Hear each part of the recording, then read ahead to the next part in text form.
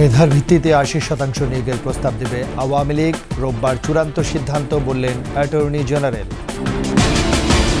কোটা বিরোধীদের সাথে আলোচনায় রাজি সরকার, পরিবেশ নেই বলছে বৈষম্য বিরোধী ছাত্র আন্দোলন। সারা দেশে কোটা বিরোধীদের সঙ্গে পুলিশের সংঘর্ষে 10 জনের মৃত্যু, বিটিভি ভবনে হামলা। সুনীল অর্থনীতির অপার সম্ভাবনা, বিদেশি বিনিয়োগের আহ্বান প্রধানমন্ত্রী শেখ হাসিনার।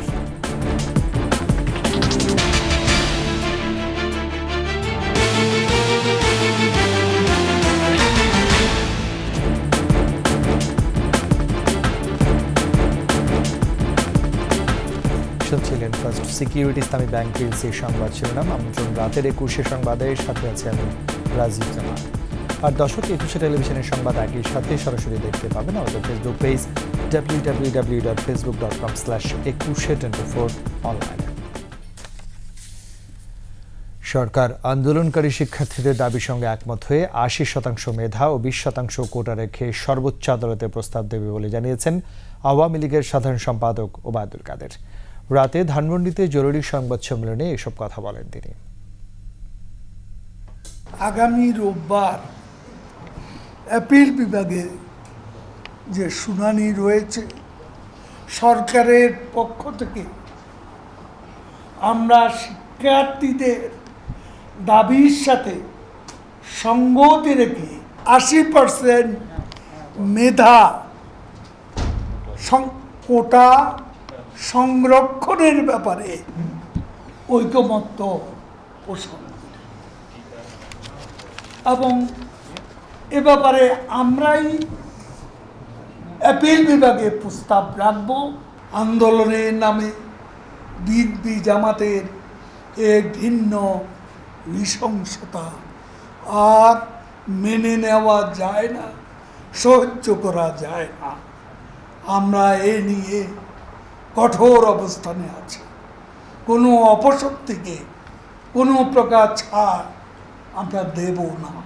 আইন শৃঙ্খলা রক্ষাকারী বাহিনীকে কঠোর পদক্ষেপ গ্রহণের নির্দেশনা প্রদান করেছে। এদিকে কোটা সংস্কার নিয়ে আগামী রোববার সকালে শুনানি এবং সেদিনই চূড়ান্ত সিদ্ধান্ত আসবে বলে জানিয়েছেন অ্যাটর্নি জেনারেল AM আমিনউদ্দিন। আন্দোলনরত শিক্ষার্থীরা চাইলে নিজেরা অথবা আইনজীবীর মাধ্যমে বক্তব্য রাখতে পারবেন। রাতে নিজ বাসভবনে এসব কথা বলেন তিনি। মাননীয় চেম্বার আদালতে গিয়েছিলাম এবং বিজ্ঞ চেম্বার জাজ আমাদের শুনানি করে মাননীয় বিচারপতি আমাদের এটা রোববার উপরের দিকে তালিকাভুক্ত করার জন্য নির্দেশনা প্রদান করেন। সেই অনুযায়ী সুপ্রিম কোর্টের রেজিস্ট্রি এটাকে রবিবারে শুনানির জন্য 3 নম্বর ক্রমিকে স্থান দিয়েছেন। ছাত্ররা যে দাবি করতেছে, আমরা তো সরকার তো নীতিগতভাবে এই সাথে একমত যে এইভাবে এত বেশি কোটা থাকা উচিত না এবং সংস্কার তারা যাচ্ছেন, সেই সংস্কারের পক্ষে আমরা কথা বলবো। আমরা কোনোভাবেই আমাদের নীতিগত সিদ্ধান্ত হচ্ছে সংস্কারের পক্ষে আমরা কথা বলবো। ওনাদের বক্তব্য যদি রাখতে চায় ওনারা দিতে পারেন এবং আমাদের কয়েকজন বিজ্ঞ সিনিয়র আইনজীবী আমি দেখলাম ওনারা বলছেন যে যদি কেউ আসে ওনারা বিনা পারিশ্রমিকে এই মামলাটা করে ওনাদের পক্ষে দাঁড়াবেন। আন্দোলনরত শিক্ষার্থীদের সাথে আলোচনায় বসতে রাজি সরকার। নিহতদের ঘটনায় করা হচ্ছে বিচার বিভাগীয় তদন্ত কমিটি। সংকট সমাধানের শিক্ষার্থীদের সঙ্গে আলোচনার জন্য আইনমন্ত্রী ও শিক্ষামন্ত্রীকে দায়িত্ব দিয়েছেন প্রধানমন্ত্রী শেখ হাসিনা। বিস্তারিত জানাচ্ছেন সরকার আরজু। গত কয়েকদিন ধরে কোটা সংস্কারের দাবিতে উত্তাল দেশ। উদ্ভূত পরিস্থিতিতে প্রধানমন্ত্রী জাতির উদ্দেশ্যে দেয়া ভাষণে আন্দোলনকারীদের ধৈর্য রাখার আহ্বান জানান। এ অবস্থায় বৃহস্পতিবার সরকার আন্দোলনকারীদের সাথে আলোচনারও আহ্বান জানিয়েছে। একজন পিতৃতুল্য নাগরিক হিসাবে আমি তাদেরকে অনুরোধ করছি যে তারা যেন এই সহিংসতা বন্ধ করে এবং এই আন্দোলন প্রত্যাহার বা স্থগিত করে। জাতীয় সংসদ প্লাজায় সম্মেলনে তিনি বলেন, সরকার কোটা সংস্কারের পক্ষে, একই সঙ্গে শিক্ষার্থীরা যখনই চাইবে তাদের সাথে আলোচনায় বসতে রাজি। আমরা কোটা সংস্কারের পক্ষে। মাননীয় প্রধানমন্ত্রী তাদের সাথে আলোচনা করার জন্য আমাকে আইনমন্ত্রীকে এবং শিক্ষামন্ত্রী জনাব মহিবুল হাসান চৌধুরী MP তাকে দায়িত্ব দিয়েছেন।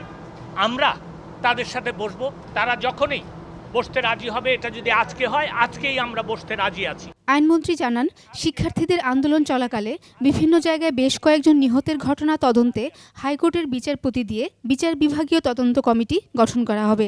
আমরা একজন বিজ্ঞ বিচারপতি, হাইকোর্ট বিভাগের বিচারপতি জনাব খন্দকার দিলরুজ্জামানের কে এই কমিটি জুডিশিয়াল বিচার বিভাগীয় তদন্তের দায়িত্ব দেওয়ার জন্য কমিটি তৈরি করেছি। আইনমন্ত্রী সংবাদ সম্মেলনের পর অ্যাটর্নি জেনারেল নিজ কার্যালয়ে সাংবাদিকদের জানান, আগামী রোববার শুনানির আবেদন করে দ্রুততার সাথে শুনানি শেষ করারও চেষ্টা করা হবে। আমাদের যে আবেদনটা যে আছে যে সুপ্রিম কোর্টে যে কোটা বিরুদ্ধে হাইকোর্টে যে কোটা বাতিল করে দিয়েছে তার বিরুদ্ধে আমরা যে সিভিল পিটিশনটা ফাইল করেছি সেটা রোববার দিন সকালেই আমি আদালতের কাছে আবেদন জানাবো এটা দ্রুত শুনানি করার জন্য, এবং আমি আশা করি আদালত আমাদের আবেদনটা গ্রহণ করবেন এবং এইখানে যে ছাত্ররা আসছে বা অন্যরা অনেকে হয়তো আসবেন, সবাই মিলে আমরা আবেদন করবো যেন এটা দ্রুত শুনানি করার জন্য। আন্দোলনকারীদের জন্য আদালতের দরজা খোলা উল্লেখ করে রাষ্ট্রের প্রধান আইন কর্মকর্তা বলেন, শিক্ষার্থীরা চাইলে নিজে অথবা আইনজীবীর মাধ্যমে বক্তব্য তুলে ধরতে পারেন।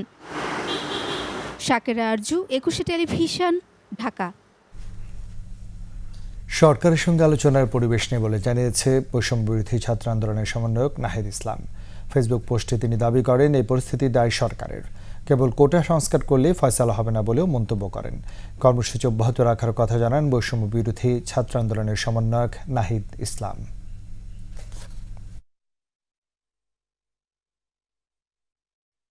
কোটা আন্দোলনকারীদের কমপ্লিট শাটডাউন কর্মসূচিতে সকাল থেকেই রাজধানীর বাড্ডা, যাত্রাবাড়ি, কাজলা, শনির আকড়া, উত্তরা, মিরপুর, নীলক্ষেত, সায়েন্স ল্যাবরেটরি সহ বিভিন্ন স্থানের সংঘর্ষে অন্তত 4 জনের মৃত্যুর খবর পাওয়া গেছে। আন্দোলনকারী, পুলিশ, পথচারী, সাংবাদিক সহ শতাধিক আহত হয়েছে। বিটিভির কার্যালয়েও হামলা ঘটনা ঘটে। এছাড়াও রাজপথে বাধার মুখে পড়েছে সকল প্রকার যানবাহন। সারা দেশের রেল যোগাযোগ ছিল বিচ্ছিন্ন। চরম দুর্ভোগে পড়েছেন সাধারণ মানুষ। সহকর্মীদের সহায়তায় মানিক শিকদারের প্রতিবেদন। শাটডাউন কর্মসূচি ঘোষণার পর থেকে রাতে আন্দোলনকারী ও পুলিশের সংঘর্ষ, যানবাহন ভাঙচুর, অগ্নিসংযোগের পর সকালে ঢাকা বিশ্ববিদ্যালয় এলাকা ছিল থমথমে পরিস্থিতি। সকাল থেকে রাজধানীর বিভিন্ন সড়কে অবস্থান নেয় কোটা বিরোধী আন্দোলনকারীরা। পরিস্থিতি নিয়ন্ত্রণে আইনশৃঙ্খলা রক্ষা বাহিনীও সতর্ক অবস্থানে। বেলা বাড়ার সাথে সাথে পরিস্থিতি উত্তপ্ত হতে থাকে। যাত্রাবাড়িতে পুলিশের সাথে সংঘর্ষ জড়ায় আন্দোলনকারীরা। তারা ইট পাটকেল ছুড়লে পুলিশ টিয়ার শেল ও সাউন্ড গ্রেনেড ছুড়ে ছত্রভঙ্গ করার চেষ্টা চালায়। এ সময় আহত হন কয়েকজন। গুলিবিদ্ধ হন সাংবাদিক নাদিয়া শারমিন। সকাল 10টার দিকে বেসরকারি ব্র্যাক বিশ্ববিদ্যালয়ের শিক্ষার্থীরা রাস্তায় নেমে আসলে পুলিশের সাথে সংঘর্ষ বাধে। এ সংঘর্ষ পরবর্তীতে রামপুরা ব্রিজ পর্যন্ত ছড়িয়ে পড়ে। ব্র্যাক বিশ্ববিদ্যালয়ের শিক্ষার্থীদের সাথে পুলিশের সংঘর্ষের সময় ট্রাফিক পুলিশ বক্সে ভাঙচুর করে আগুন দেওয়ার ঘটনা ঘটে। মোটরসাইকেল ভাঙচুর ও অগ্নিসংযোগ করা হয়। দুপুরের দিকে বিটিভির কার্যালয়ে হামলা চালায় কোটা বিরোধীরা। বাড্ডা, রামপুরা এলাকায় পুলিশ ও আন্দোলনকারীদের সংঘাতে একজন গাড়ি চালক নিহত ও শতাধিক আহত হয়েছেন। মিরপুর 10 নম্বর এলাকা আন্দোলনকারী, পুলিশ, ছাত্রলীগ কর্মীদের ত্রিমুখী সংঘর্ষে রণক্ষেত্রে পরিণত হয়। দফায় দফায় ধাওয়া পাল্টা ধাওয়ার ঘটনা ঘটে। মিরপুর 10 মেট্রো স্টেশনের পাশের ওভারব্রিজেও অগ্নিসংযোগ ঘটানো হয়। উদ্ভূত পরিস্থিতিতে মেট্রো চলাচল বিঘ্ন ঘটে।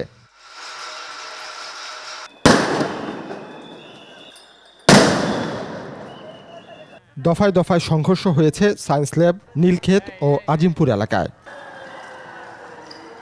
এদিকে রাজধানীতে কানাডিয়ান ইউনিভার্সিটির ছাদে আটকে পড়া 62 জন পুলিশ সদস্যকে উদ্ধার করেছে র্যাবের এয়ারউইং। সন্ধ্যার পর ধানমন্ডি 27, কাকরাইল ও সিটি কলেজ এলাকায় পুলিশের সাথে আন্দোলনকারীদের দফায় দফায় সংঘর্ষ হয়। মানিক শিকদার, 21 টেলিভিশন, ঢাকা। প্রধানমন্ত্রী শেখ হাসিনা বলেছেন, সমুদ্র সম্পদের বহুমুখী ব্যবহার করে সুনীল অর্থনীতি শক্তিশালী করতে কাজ করছে সরকার। সমুদ্র সম্পদ আহরণে বিদেশি বিনিয়োগকারীদের আহ্বান জানিয়েছে। সব রকম সহায়তার কথাও জানান সরকার প্রধান। আশা করেন মৎস্য খাতের উন্নয়নে এগিয়ে আসবে দেশের যুব সমাজও। রিপোর্ট প্রণব চক্রবর্তীর। সাগরের নীল জলরাশিতে বাংলাদেশের রয়েছে অপার সম্ভাবনা। দেশের সমুদ্র ও নদী বেষ্টিত সম্পদ রপ্তানি করে সমৃদ্ধি অর্জন সরকারের অন্যতম লক্ষ্য। 2030 সাল নাগাদ $5 বিলিয়ন সিফুড রপ্তানি করতে চায় বাংলাদেশ। এ লক্ষ্যেই বঙ্গবন্ধু আন্তর্জাতিক সম্মেলন কেন্দ্রে 2 দিনব্যাপী বাংলাদেশ আন্তর্জাতিক অ্যাকোয়াকালচার অ্যান্ড সিফুড শো 2024 এই আয়োজন। অনুষ্ঠানে যোগ দেন প্রধানমন্ত্রী শেখ হাসিনা, ছিলেন দেশি বিদেশি বিভিন্ন সংস্থার প্রতিনিধি। বক্তব্যে প্রধানমন্ত্রী বলেন, বঙ্গোপসাগরে এবং নদীতে প্রচুর সম্পদ রয়েছে। আওয়ামী লীগ সরকার মৎস্য খাতে নানামুখী পদক্ষেপ নিয়েছে। আমাদের প্রাকৃতিক সম্পদ ও জলবায়ু অনুকূল জলবায়ু সমৃদ্ধ বৈচিত্র্যময় মৎস্য চাষের উপযোগী একটা আদর্শ পরিবেশ রয়েছে, আর সেটা আমরা আরও উন্নত করবার পদক্ষেপ নিয়েছি, অনেকটা সাফল্য অর্জন করেছি এবং আমরা আরও করব ভবিষ্যতে। কাজে আওয়ামী লীগ সরকার ক্ষমতা আসার পর থেকে এই মৎস্য সম্পদের টেকসই উন্নয়ন ও ব্যবস্থাপনার জন্য আন্তরিকভাবে প্রচেষ্টা চালিয়ে যাচ্ছে এবং আর্থসামাজিক উন্নয়নে যেহেতু এই খাতটা আরও অবদান রাখতে পারে সে ব্যবস্থাটাও আমরা নিয়েছি। গভীর সমুদ্রের সম্পদ আহরণ এবং তার যথাযথ ব্যবহারে গুরুত্ব আরোপ করেন প্রধানমন্ত্রী। বলেন, এক্ষেত্রে বিদেশি বিনিয়োগে উৎসাহ দিচ্ছে সরকার। এখন আরেকটা হচ্ছে সমুদ্রের পানি থেকে বিদ্যুৎ উৎপাদন, হাইড্রোজেন ইলেকট্রিসিটি, সেটার উপরে গবেষণা চলছে। ইনশাআল্লাহ আমরা সেটাও করতে পারবো। কাজে এই সমুদ্র সম্পদ বহুমুখী ব্যবহার করে আমাদের অর্থনীতি, ব্লু ইকোনমি, এটাকে আমরা আরও সমৃদ্ধশালী করতে পারবো। সেই ক্ষেত্রে আমি আশা করি যারা বিনিয়োগকারী আজকে বাংলাদেশে এসেছেন বা যারা আমাদের দেশি বিনিয়োগকারী, আপনারা যৌথভাবে এই বিনিয়োগের ক্ষেত্রটা আবিষ্কার করা এবং এখানে আরও বিনিয়োগ করতে পারেন। দেশের যুব সমাজ যেন মৎস্য খাতের উন্নয়নে তাদের নিয়োজিত করে সে আহ্বান জানান প্রধানমন্ত্রী। সারা বিশ্বে সিফুডের চাহিদাও বাড়ছে, কাজে এটাকে আমরা যত বেশি আরও করতে পারবো ততই আমি মনে করি যে আমরা দেশকে এগিয়ে নিয়ে যেতে পারবো। আমাদের আজকে যে অ্যাকোয়াকালচার এবং সি ফুড শো নীতি নির্ধারক এবং স্থানীয় আন্তর্জাতিক ব্যবসায়ীদের মধ্যে পারস্পরিক একটা ব্যবসায়িক সংলাপ এবং নেটওয়ার্ক প্রতিষ্ঠার একটি প্রাণবন্ত প্ল্যাটফর্ম, যা পারস্পরিক বোঝাপড়া, অংশীদারিত্ব, জ্ঞান প্রযুক্তি আদান প্রদানের ক্ষেত্রে বলিষ্ঠ ভূমিকা রাখবে বলে আমি মনে করি। আমি আশা করি যে আমাদের যুব সমাজও আরও বেশি এগিয়ে আসবে। পরে মেলার বিভিন্ন স্টল ঘুরে দেখেন প্রধানমন্ত্রী শেখ হাসিনা। প্রণব চক্রবর্তী, 21 টেলিভিশন, ঢাকা। নিচ্ছি সংবাদ বিরতি। যখন ফিরছি তখন অন্যান্য খবরের সঙ্গে আরও থাকবে। শিক্ষার্থীদের কর্মসূচি সহিংস করছে জামায়াত শিবির চক্র, উস্কে দিচ্ছে সুযোগ সন্ধানীরা, মন্তব্য বিশিষ্টজনেদের। আবারও রাতের 21 সংবাদ। আবারও ফিরছি কোটা বিরোধী আন্দোলনের খবরে। দেশের বিভিন্ন স্থানে কোটা বিরোধী আন্দোলনকারীদের সঙ্গে পুলিশের ধাওয়া পাল্টা ধাওয়া হয়েছে। এসব ঘটনায় নরসিংদী, মাদারীপুর, সিলেট, রংপুর সাভারে 6 জন নিহত ও আহত হয়েছে শতাধিক। প্রতিনিধিদের তথ্যচিত্রে ডেস্ক রিপোর্ট। কমপ্লিট শাটডাউন কর্মসূচিতে দেশের বিভিন্ন স্থানে সংঘাত সহিংসতার ঘটনা ঘটেছে। চট্টগ্রামের শাহ আমানত সেতু এলাকায় সড়ক অবরোধ করে আন্দোলনকারীরা। এ সময় পুলিশকে লক্ষ্য করে ঢিল পাটকেল ছুড়ে তারা। পুলিশ টিয়ার শেল ও ফাঁকা গুলি ছুড়ে পুরো এলাকা পরিণত হয় রণক্ষেত্রে। নরসিংদীতে আন্দোলনকারীদের সাথে পুলিশের সংঘর্ষ হয়েছে। সে সময় ইমন ও তাহমিদ নামে 2 শিক্ষার্থী নিহত হয়। আহত হয়েছে অন্তত 25 শিক্ষার্থী। বিকেলে ঢাকা সিলেট মহাসড়কের নরসিংদীর জেলখানা মোড়ে এ ঘটনা ঘটে। সাভার বাসস্ট্যান্ড এলাকায় পুলিশের সাথে আন্দোলনকারীদের সংঘর্ষে 10ম শ্রেণীর শিক্ষার্থী ইয়ামিন নিহত হয়েছে। সংঘর্ষে সাভারের কয়েকটি স্থানে অন্তত 20 জন আহত হয়েছে। সকাল থেকে কোটাবিরোধী শিক্ষার্থীরা মাদারীপুরে প্রধান সড়কগুলো অবরোধ করে। পুলিশের সাথে দফায় দফায় ধাওয়া পাল্টা ধাওয়া হয়। পুলিশ লাঠিচার্জ করলে শিক্ষার্থীরা লেকের পানিতে লাফিয়ে পড়ে। এ সময় পানিতে ডুবে মারা যান একজন। রংপুরে সকাল থেকে কোটাবিরোধী বিক্ষোভ শুরু হয়। সংঘর্ষে বেগম রোকেয়া বিশ্ববিদ্যালয়ের সামনে দায়িত্ব পালনের সময় 10 গণমাধ্যম কর্মী আহত হয়েছেন। সিলেটে শাহজালাল বিজ্ঞান ও প্রযুক্তি বিশ্ববিদ্যালয়ের সামনে রাস্তা অবরোধ করলে শিক্ষার্থীদের সাথে পুলিশের সংঘর্ষে 30 জন আহত হয়। রাজশাহীতে আন্দোলনকারীদের সঙ্গে আওয়ামী লীগ নেতাকর্মীদের সংঘর্ষ হয়। এ সময় বোমা বিস্ফোরণের ঘটনায় কয়েকজন আহত হন। মহিলা কলেজের সামনে গাড়িতে হামলার সময় 3 পুলিশ আহত হন। বরিশাল বিশ্ববিদ্যালয় এলাকায় সড়ক অবরোধ করে আন্দোলনকারীরা। এ সময় যান চলাচল বন্ধ থাকায় ভোগান্তিতে পড়েন যাত্রীরা। ময়মনসিংহ নগরীর টাউন হল চত্বরে অবরোধ করে বিক্ষোভ সমাবেশ করে বৈষম্য বিরোধী শিক্ষার্থীরা। কুমিল্লায় ঢাকা চট্টগ্রাম মহাসড়ক অবরোধ করলে পুলিশের সাথে কোটা বিরোধীদের সংঘর্ষ হয়। নারায়ণগঞ্জের চাষারায় ছাত্রলীগ, পুলিশ ও আন্দোলনকারীদের ত্রিমুখী সংঘর্ষে গণমাধ্যম কর্মী ও পুলিশ সহ অন্তত 70 জন আহত হয়েছেন।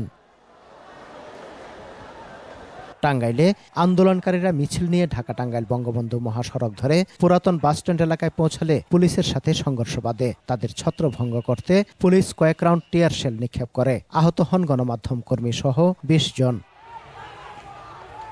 এছাড়া গাজীপুর, মুন্সিগঞ্জ, মানিকগঞ্জ, ফরিদপুর, সিরাজগঞ্জ, পাবনা, নাটোর, জয়পুরহাট, কিশোরগঞ্জ, নেত্রকোনা, বরগুনা, ব্রাহ্মণবাড়িয়া, যশোর, সাতক্ষীরা, ঝালকাঠি, লক্ষ্মীপুর, নোয়াখালী, হবিগঞ্জ, দিনাজপুর, পঞ্চগড়, নওগাঁ, নীলফামারী ও কুষ্টিয়া সহ দেশের বিভিন্ন স্থানে সড়ক অবরোধ করে আন্দোলনকারীরা। সমর ইসলাম, 21 টেলিভিশন। কোটা সংস্কারের দাবিতে আন্দোলন গড়িয়েছে 18তম দিনে। সারা দেশে শিক্ষার্থীদের এই কর্মসূচি সহিংস করে তুলেছে স্বাধীনতা বিরোধী জামাত শিবির চক্র। আর তা উস্কে দিচ্ছে বিএনপি সহ সুযোগ সন্ধানীরা। তাদের টার্গেট সরকারকে বেকায়দায় ফেলা। বিশিষ্টজনরা বলছেন সূক্ষ্ম পরিকল্পনাতেই এমন সহিংস পরিস্থিতি। দীপু শিকদারের প্রতিবেদন।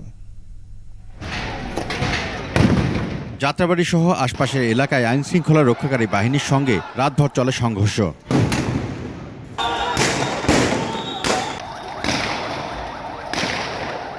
জ্বালিয়ে দেয়া হয় যাত্রাবাড়ি ফ্লাইওভারের টোল প্লাজা, ভাঙচুর করা হয় যানবাহন, আহত হন বহু মানুষ। খোদ রাজধানীর বিভিন্ন জায়গায় আন্দোলনের নামে দফায় দফায় গুরুত্বপূর্ণ স্থাপনা টার্গেট করে হামলা চালানো হচ্ছে, দেয়া হচ্ছে আগুন।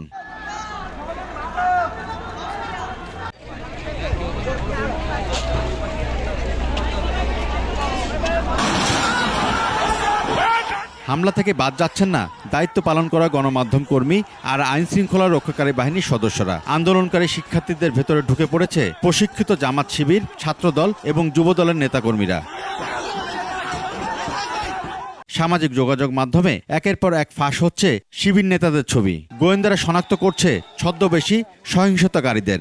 আমরা এদেশের রাষ্ট্রীয় সম্পদ নষ্ট করবে, দেশকে অস্থির করবে এবং তারা তাদের অফিসে বোমা লাঠি রেখে তারা পরবর্তী দিনগুলিতে তারা অরাজকতা সৃষ্টি করবে, সেটা তো আসলে আমরা করতে দিতে পারি না। কূট পরিকল্পনা অনুযায়ী সহিংসতা চালানো হচ্ছে বলে মনে করেন এই লেখক গবেষক।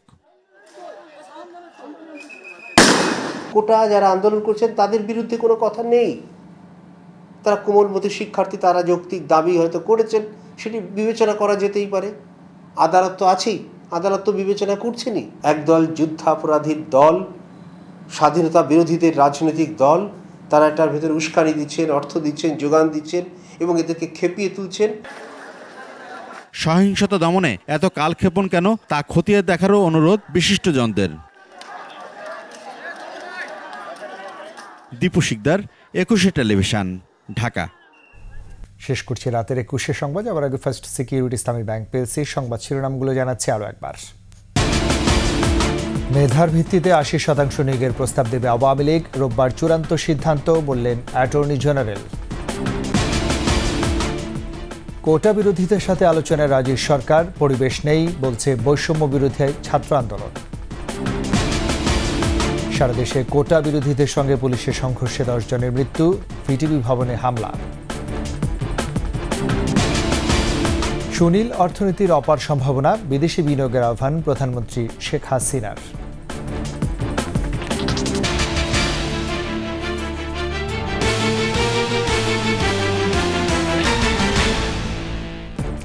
সবশেষ খবর জানতে ডায়াল করুন 202 নম্বর আর ভিজিট করুন 21.com ওয়েবসাইটে। এছাড়া ফেসবুকে ভিজিট করতে পারেন www.facebook.com/21info অনলাইনে। এতক্ষণ সাথে থাকার জন্য ধন্যবাদ। পরবর্তী সংবাদ দেখার আমন্ত্রণ রইল। 21 সাথেই থাকুন।